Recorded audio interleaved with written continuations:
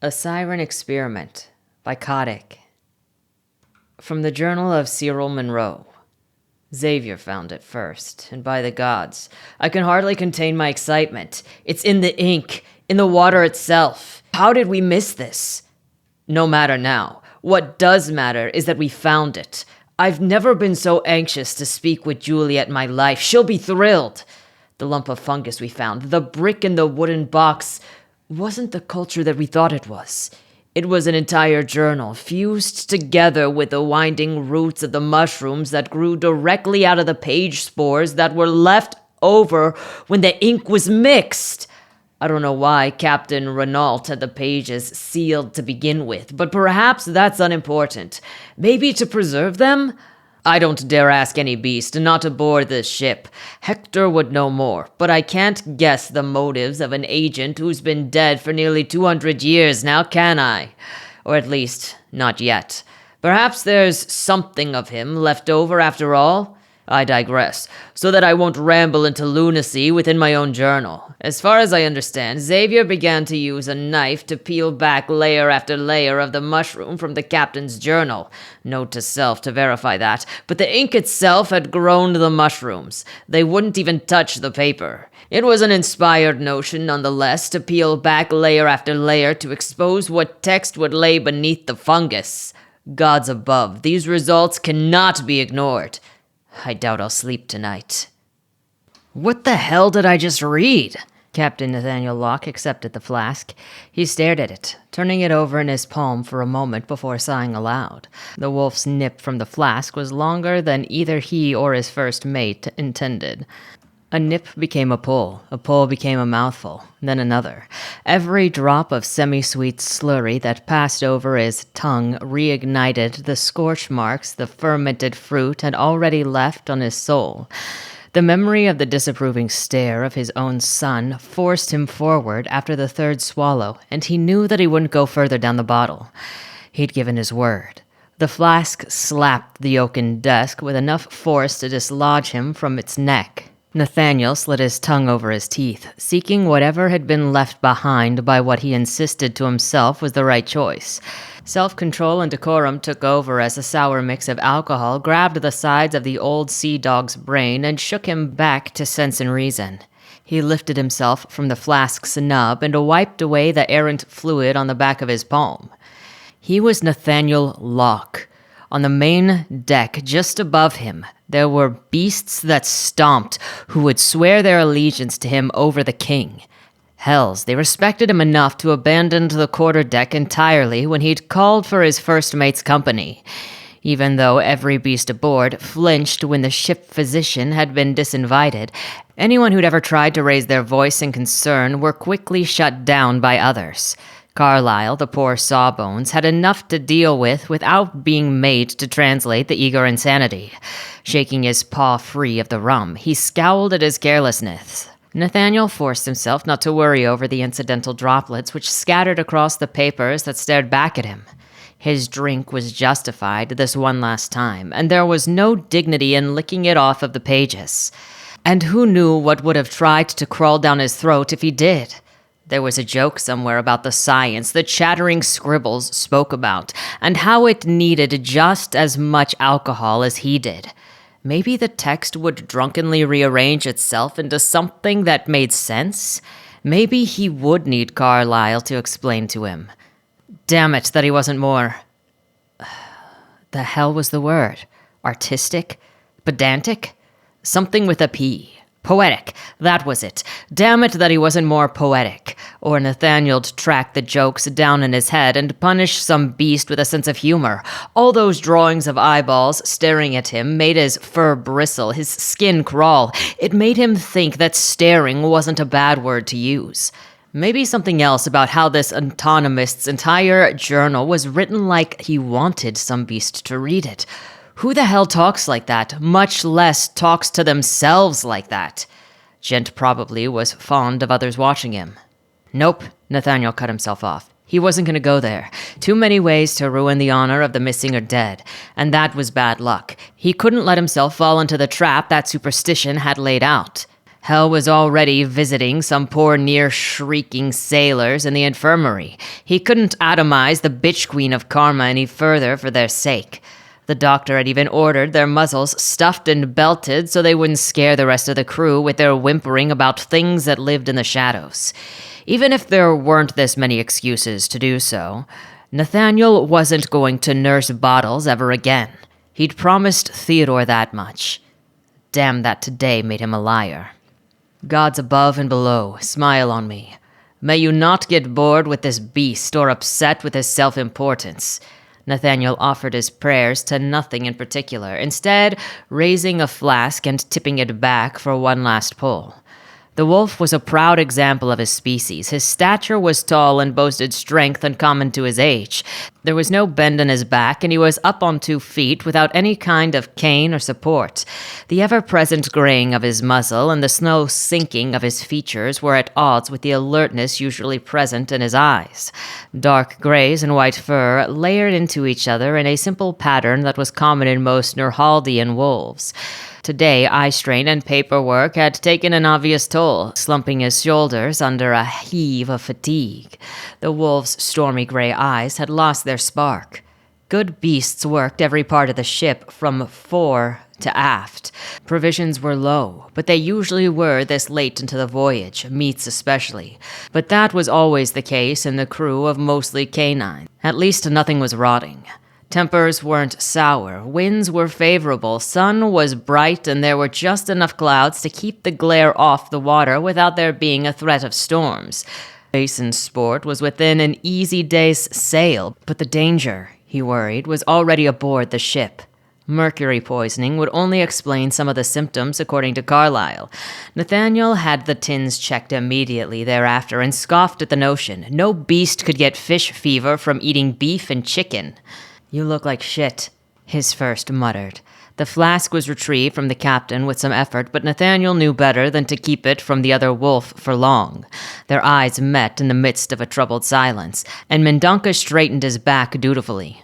"Sir," he added, as if it would soothe the captain's temper. Nathaniel hadn't even realized his eyes had narrowed. He studied the other beast for a moment. Nick Mendonca, despite his commanding demeanor, was delicately built. Soft and gentle features met with typical monochrome of sled dogs in the frosted north to create the type of first mate that Nathaniel loved to have. Unassuming, easy to underestimate. The old sea dog had learned a long time ago that it was best to hit a beast in the expectations, if the wallet, morals, or jaw weren't options. There was a steel in the wee beast's soul that Nathaniel saw in his eyes. Even though he'd been along for a few voyages now, the thought of this gent one day at the helm of this ship was a small comfort.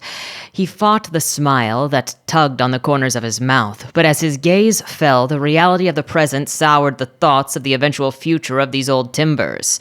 He wasn't retired yet. Nathaniel reclined as far as his chair would allow, sighing into his palms at the ceiling of his quarters. The bulging planks reached down to him as he looked through his fingers. Wonderful. More shit to replace. The moaning of settling wood surrounded the pair, reaching inward to them past the high bookshelves and pristinely organized nautical maps. The grand desk scraped his shins when he tried to straighten his legs beneath it, but he didn't care. Part of him was more upset that he couldn't stretch his arms without hitting the glass panes of the window behind him.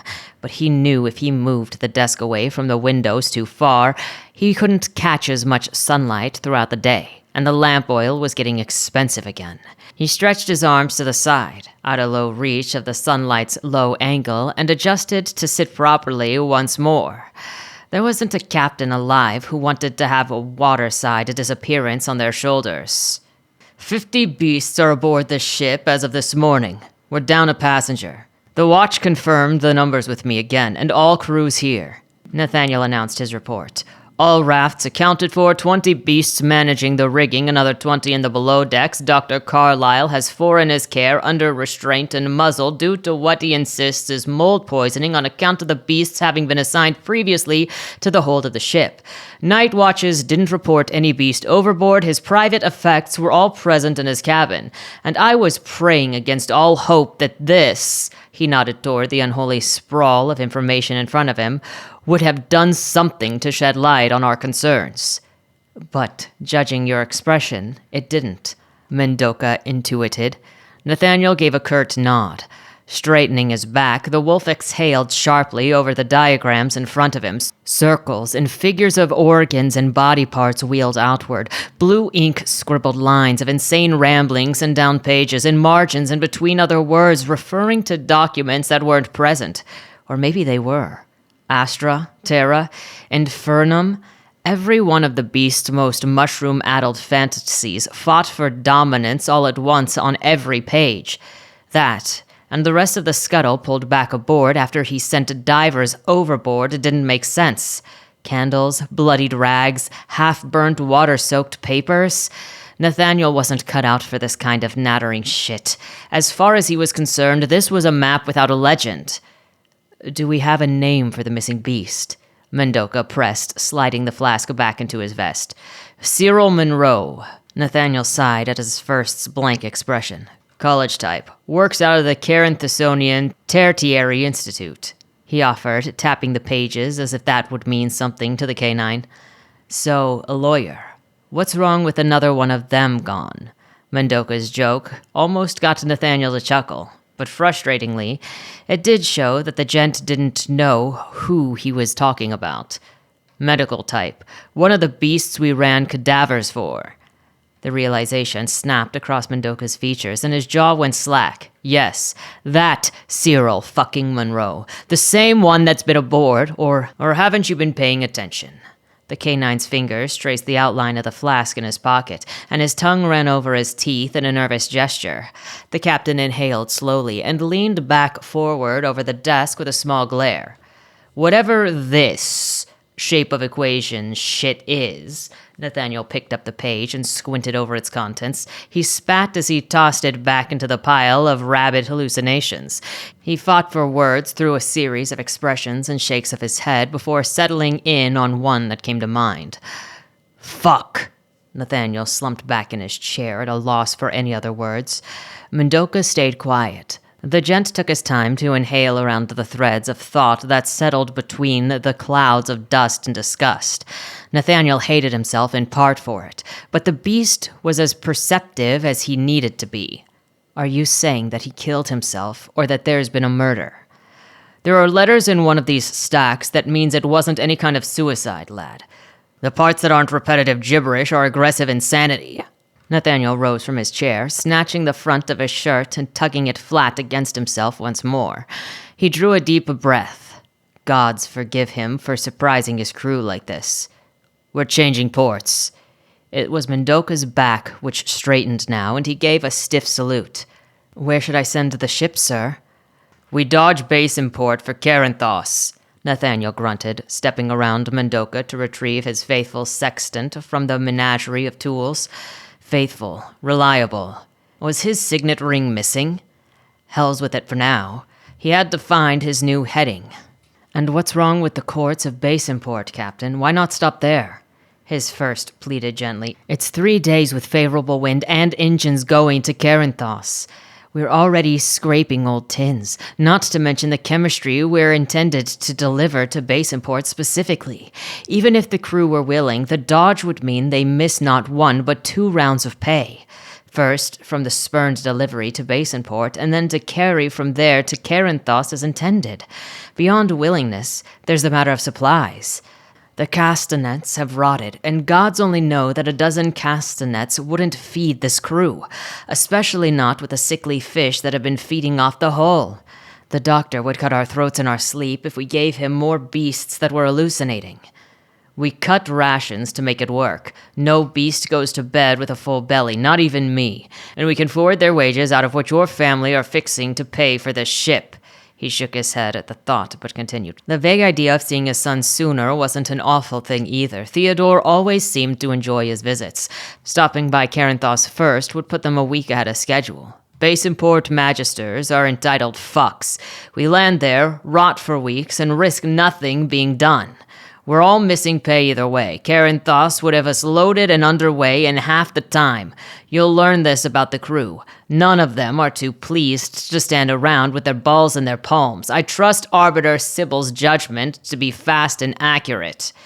Mendoca tutted his tongue. Nathaniel's glare burned the questions out of his mind before he even had a chance to ask it. "I've never known her to be wrong about any beast she's ever hanged," the captain defended her.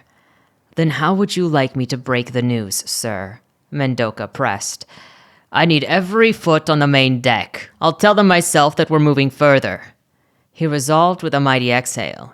He turned away from Mendoca and toward the slightly ajar door. Carlyle had probably overheard the bulk of the conversation, and if he'd heard it, that meant the rest of the crew was halfway through being informed now. Hell with it. Let them know now. "I know my crew. They'd rather be hungry than let a murderer escape," the captain resolved through heavy sighing. "And you're sure it's murder?" the first pressed. Nathaniel inhaled slowly and rapped his knuckles irritably against the varnished wood.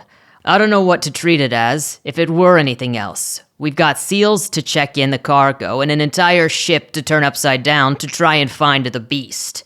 Nathaniel shook his head, sighing out as much of the irritation as he could. "But that gent is as gone as piss in sea foam." It would have been Cyril Monroe. Cyril fucking Monroe. The cataloger of ghost stories, spooks, and demons that would over up and vanish aboard Nathaniel's ship. The most famous demonologist, up in smoke and just gone while aboard a world-renowned, well, whatever that fancy word for believes just about everything was. Not gullible, the other one. Superstitious, collector of stories, believer of tall tales? Fuck it. He'd have to ask Theodore for a proper labeling when they made port. He read a lot, didn't he? Well, he did when he was a nipper at least. "This is what you get," he thought to himself, scratching his cheek solemnly. "This is karma. News heading north-northeast. I'll have the degrees for you in a moment," Nathaniel grunted resolutely. Mendoca lowered his head in the slightest of bows and checked himself on his way past Nathaniel. His grip on his flask in his vest was obviously intended to make it certain it was still there, but Nathaniel was grateful for it. It left him alone to slump back into his chair with his thoughts, and these frothing diatribes once again. Though he wasn't sure what he was grateful for. Maybe it was that the gent beast knew better than to stay where he could read the margins of his insanity. Nathaniel's shoulders fell, and his eyes rested on one of the paragraphs nearest to his thumb. The text was more frantic now. Desperate even. But why?